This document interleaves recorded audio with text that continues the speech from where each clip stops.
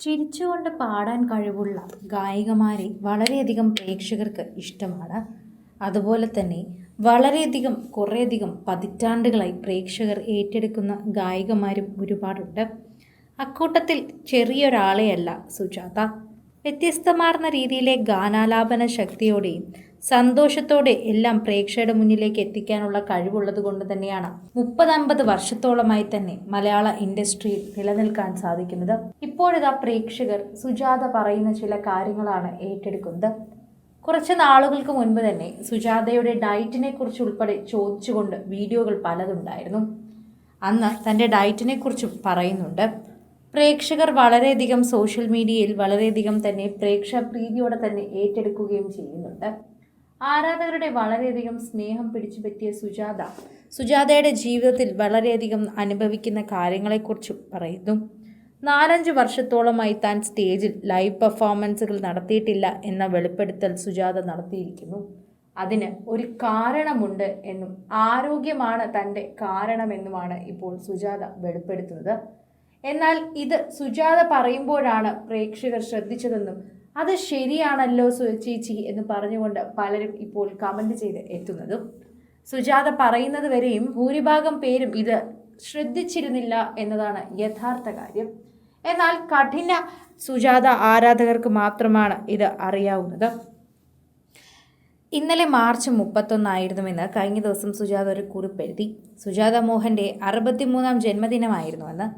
ഈ സാഹചര്യത്തിൽ rainbow charity foundation life time achievement പുരസ്കാരം ലഭിച്ച സുജാതയുടെ ഒരു വീഡിയോ പുറത്തു വന്നിരുന്നു.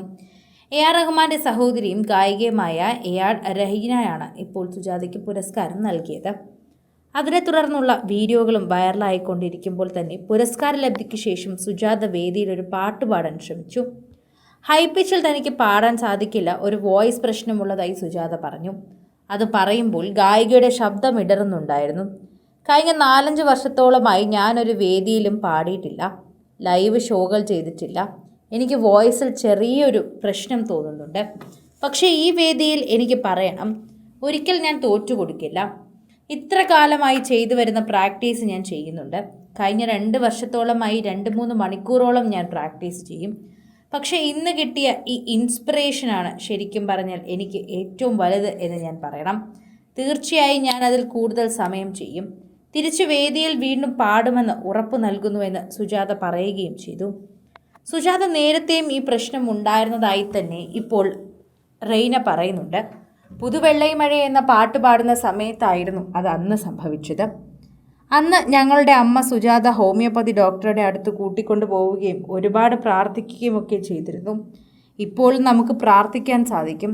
ഈ പ്രശ്നം മാറുമെന്നാണ് പലരും പറയുന്നത്. ഇടയ്ക്ക് വെച്ചൊരു സമയത്ത് ഗായകന്മാർക്ക് അല്ലെങ്കിൽ പാട്ട് കൊണ്ട് സൗണ്ട് കൊണ്ട് സ്ട്രെച്ച് ചെയ്യുന്നവർക്ക് വളരെയധികം ഇത് ഉണ്ടാവാറുണ്ട്. സൗണ്ട് ഉപകാരം അല്ലെങ്കിൽ സൗണ്ട് വെച്ച് ജീവിക്കുന്നവർക്ക് എപ്പോഴും അത് ഉപയോഗിക്കേണ്ട ആവശ്യം വരാറുണ്ട്. അതുകൊണ്ട് തന്നെ അതിൽ സ്ട്രെസ്സ് കൂടുന്നു. നമ്മളെപ്പോഴും ഇരുന്ന് ചെയ്യുന്ന ജോലിക്ക് നമുക്ക് നടുവേദന വരുന്നത് പോലെ അവിടെ സ്ട്രെസ്സ് കൊടുക്കുന്നത് പോലെ തന്നെയാണ് ഗാനത്തിൻ്റെ ഇടയിൽ തൊണ്ടയ്ക്കോ അല്ലെങ്കിൽ ശബ്ദത്തിനോ എന്തെങ്കിലുമൊക്കെ സംഭവിക്കുന്നത്. ചെറിയ ക്രാക്കുകളെല്ലാം സംഭവിക്കാം. അത്തരത്തിലാണ് അത് ചെയ്തു വച്ചിരിക്കുന്നത്.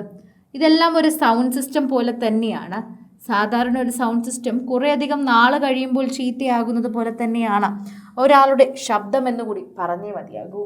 എന്നാൽ സുജാതയ്ക്ക് 4-5 വർഷമായി ഇങ്ങനൊരു അസുഖമുള്ളതായി അധികം ആർക്കും അറിയില്ല എന്നതുകൂടിയാണ് ഏറ്റവും പ്രധാനപ്പെട്ട കാര്യം. സിനിമ, ഫാഷൻ, ലൈഫ് സ്റ്റൈൽ വാർത്തകൾക്കായി മലയാളി ലൈഫ് സബ്സ്ക്രൈബ് ചെയ്യൂ. ലേറ്റസ്റ്റ് അപ്ഡേറ്റ്സിനായി ബെൽ ബട്ടണും അമർത്തുക.